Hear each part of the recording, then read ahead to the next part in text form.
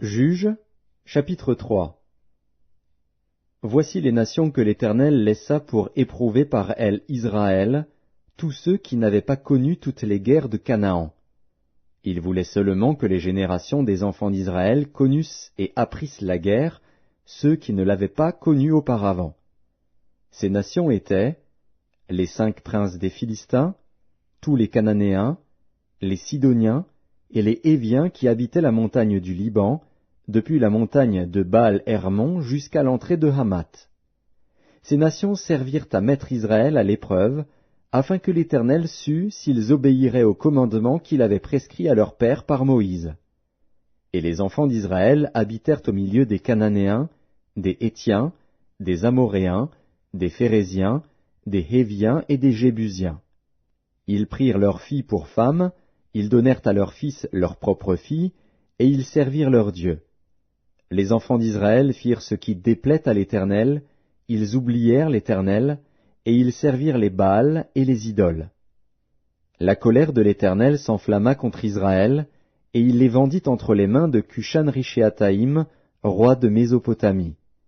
Et les enfants d'Israël furent asservis 8 ans à Cushan-Rishéataïm.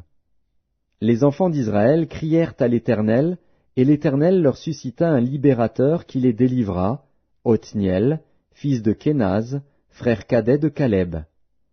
L'esprit de l'Éternel fut sur lui. Il devint juge en Israël, et il partit pour la guerre. L'Éternel livra entre ses mains Cushan-Rishéataïm, roi de Mésopotamie, et sa main fut puissante contre Cushan-Rishéataïm. Le pays fut en repos pendant 40 ans, et Othniel, fils de Kénaz, mourut. Les enfants d'Israël firent encore ce qui déplaît à l'Éternel, et l'Éternel fortifia Églon, roi de Moab, contre Israël, parce qu'ils avaient fait ce qui déplaît à l'Éternel. Églon réunit à lui les fils d'Ammon et les Amalécites, et il se mit en marche. Il battit Israël, et ils s'emparèrent de la ville des palmiers. Et les enfants d'Israël furent asservis 18 ans à Églon, roi de Moab. Les enfants d'Israël crièrent à l'Éternel, et l'Éternel leur suscita un libérateur, Éhud, fils de Guéra, benjamite, qui ne se servait pas de la main droite. Les enfants d'Israël envoyèrent par lui un présent à Églon, roi de Moab. Éhud se fit une épée à 2 tranchants, longue d'une coudée, et il la ceignit sous ses vêtements, au côté droit. Il offrit le présent à Églon, roi de Moab. Or Églon était un homme très gras.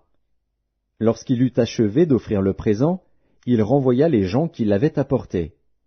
Il revint lui-même depuis les carrières près de Gilgal, et il dit, « Ô roi, j'ai quelque chose de secret à te dire. » Le roi dit, « Silence !» Et tous ceux qui étaient auprès de lui sortirent. Éhud l'aborda comme il était assis seul dans sa chambre d'été, et il dit, « J'ai une parole de Dieu pour toi. » Églon se leva de son siège. Alors Éhud avança la main gauche, tira l'épée de son côté droit, et la lui enfonça dans le ventre. La poignée même entra après la lame, et la graisse se referma autour de la lame, car il ne retira pas du ventre l'épée, qui sortit par derrière. Éhud sortit par le portique, ferma sur lui les portes de la chambre haute, et tira le verrou.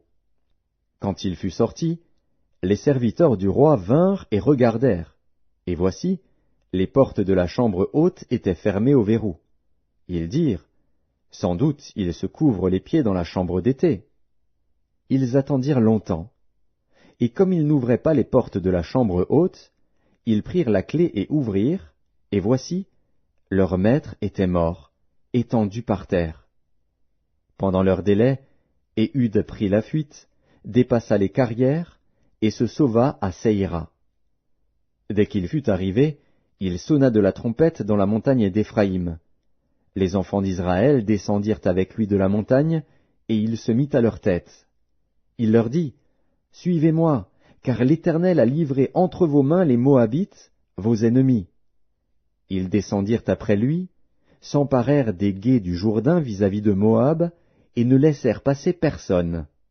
Ils battirent dans ce temps-là environ 10 000 hommes de Moab, tous robustes, tous vaillants, et pas un n'échappa.